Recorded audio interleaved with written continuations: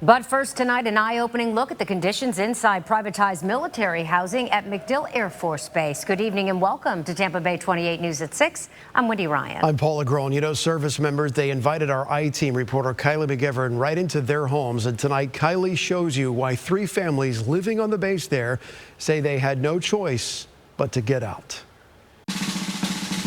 Entering the gates of a military base, the community at MacDill seems well protected. You just assume that they're taking care of you. You get provided security. They've got difficult jobs that they're doing. Everybody on this base. But families living on base tell us they've been fighting a battle against a hidden enemy. We couldn't figure out what's going on. My daughter coughed consistently for the last 2-3 years. Army Major John Jensen uncovered a problem right under his feet. Bring me back to that moment that you saw some of this. Yeah, we were doing a second mold inspection. The boards were already starting to buckle. One board had kind of come up and popped, and we kind of looked under it. It was in this area we found some of the mold, and then it just kept going.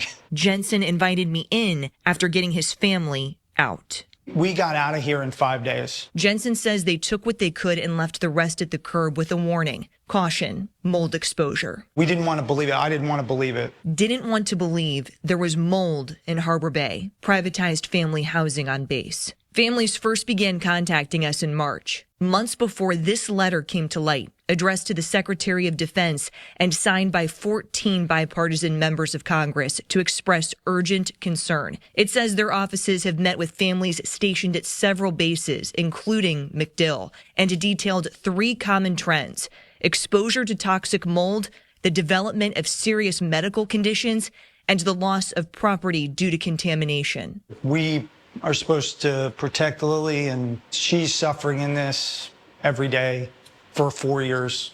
Our I-Team obtained a copy of the work orders and found nearly 3 weeks earlier, Harbor Bay had Jensen's home inspected after he pulled a picture off the wall and found water damage and mold growth. The order notes, found dust on the wall, clean up mentioned area, found no water damages, job is complete. There's a couple things going on here. Michael Rubino, an indoor air quality and mold remediation expert, showed me some of the problems he found in Jensen's home. All this mold and bacteria that can fester in this area because of the condensation then gets drawn back up into the machine and then distributed across the house. Every service member spends a lot of time at work. They have hard, complex jobs that they're working, and then they've got to come home and then stop all of that and deal with this. This is the inside of my HVAC system. This is what's being blown around my house. Yeah. Jensen's neighbor, Eric Prevost, a lieutenant in the Coast Guard, came over to share his own struggle. I move in here, and 5 months later, I start having the worst health problems I've ever had in my life. We followed Prevost to the house his family made a home. Now, this property's not safe to live in. We made the decision. We're moving. Prevost outlined his concerns to the Michaels organization, which owns Harbor Bay, saying the amount of mold in this unit was unbelievable and scary, and in my opinion, contributed to our consistent health problems. When we contacted Michaels, the organization would not agree to an interview, answer questions, or address any work done on these 3 now former residents' homes, only issuing a statement. We take pride in providing our communities with well-maintained homes through rigorous processes and oversight,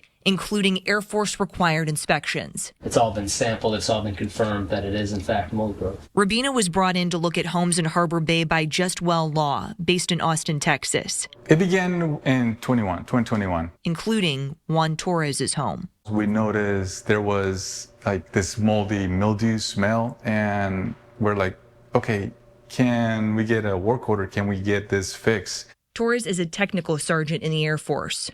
They came in, they did their cleaning, they cleaned the vents, they said there's no mold, and we were like, okay, well, I guess you guys fixed the problem. But no. You come over here, they tested this wall as well. They put a camera through there, there is mold in there. There's mold under the floors right here. Everything makes sense at that point, like something just clicked. That's why we're sick. Torres says he has to speak up. You need integrity to do the right thing when nobody's looking. You need courage to do the right thing when everybody's looking. And that's part of the reason I'm doing this. With that, we left the home. And my anxiety is up. It's done. Whew. A chapter Torres is grateful to close the door on, but he says the story isn't over. If this was a representative from Harbor Bay sitting right here, what would you want to tell them? I would tell them, would you put your family and yourself in this house for 4 years? And if not, then how would you fix it to put your family in there? That's what they have to do to get it right. MacDill sent a statement saying, "We take complaints of any kind very seriously," adding that they work to resolve resident disputes and, when necessary, provide legal support to military members. Just While Law, the law firm that hired the mold remediation expert you saw inside those homes, has been meeting with dozens of families who are considering legal action. We've included the full letter to the Department of Defense and the full statements from Michaels and MacDill on our website. I'm I-Team reporter Kylie McGivern, Tampa Bay 28.